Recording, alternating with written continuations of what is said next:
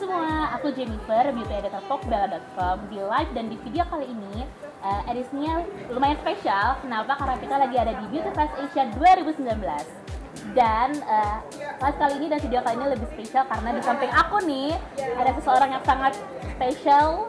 It's very humble and very nice. Thank you. He flew away so far from America. Manny MUA.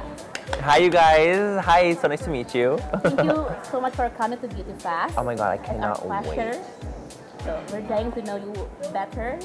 Amazing. No, I love it. I love it. Let's start then. Okay, cool. Okay. How do you start your YouTube channel?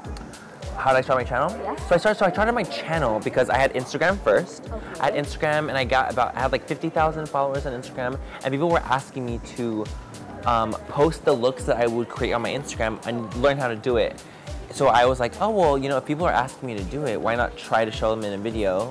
You know, it's like if I was already doing it, why not teach them how to do it too? So I just created my channel with my mom's like camera, and like I bought like beauty lights with like my paycheck from being a waiter, you know, and so it was, I had just started it because my followers had asked me to do it, so that's why I did it. Okay.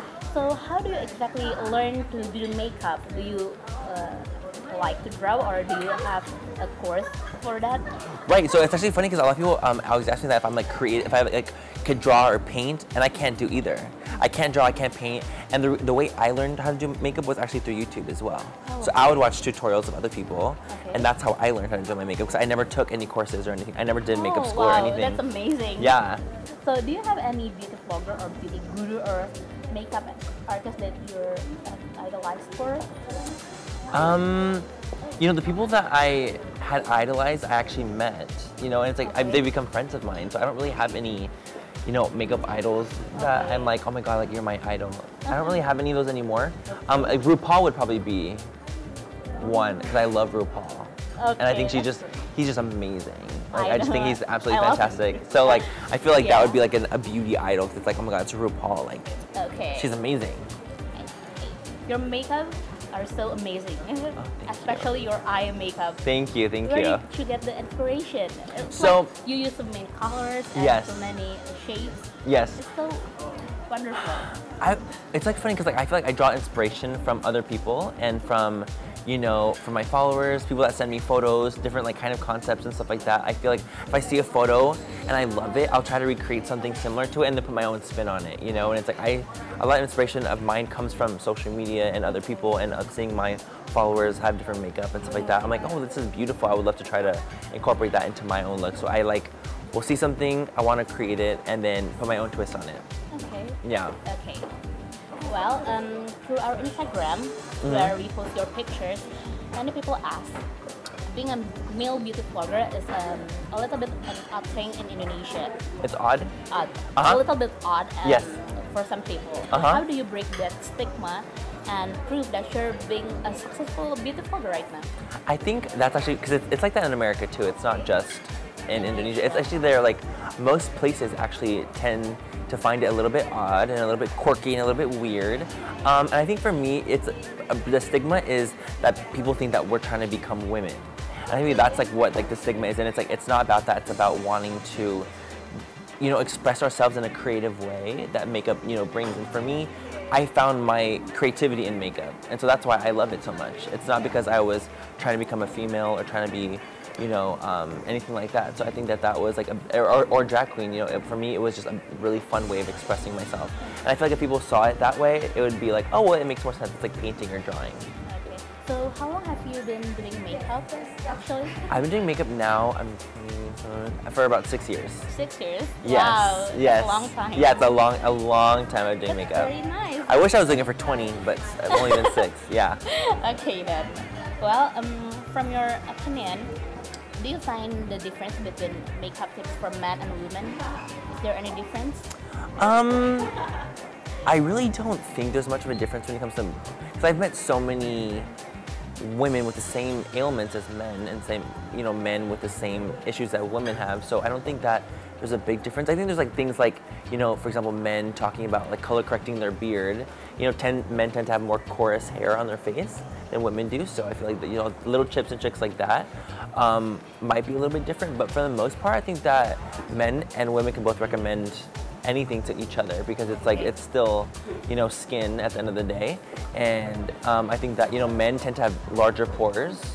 So there's like just like little things like that that are like little nuances, but for the most part, I think everyone can recommend anything. Okay. Okay.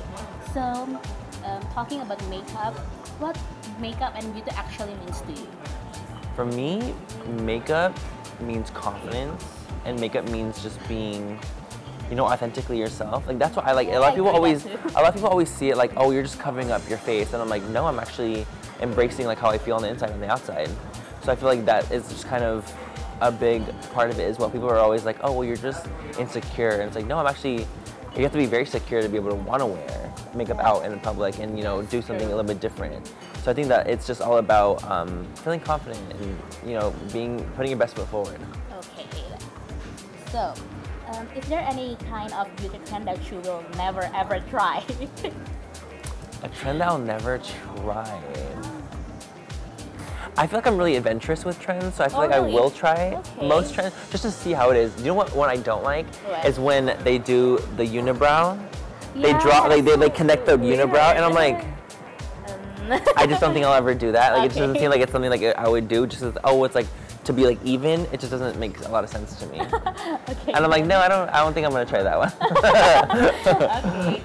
So, the theme for Beauty Fest Asia this year is I Am Real. Yes. For Manny MUA, how do you stay true to yourself?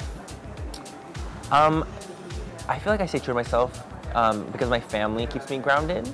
You know, I feel like for me, it's all about, it's so easy to get swept away in like in the fame and the spotlight and getting to do all these things. And I feel like you need to have a good grounding unit. And I feel like for me, it's my family. And I feel like that's what keeps me going is like, you know, I feel like I'm the most me when I'm with them because they've known me for my whole life. So I feel like they're the ones that keep me, you know, at base and the most real. Okay, then how do you deal with insecurities?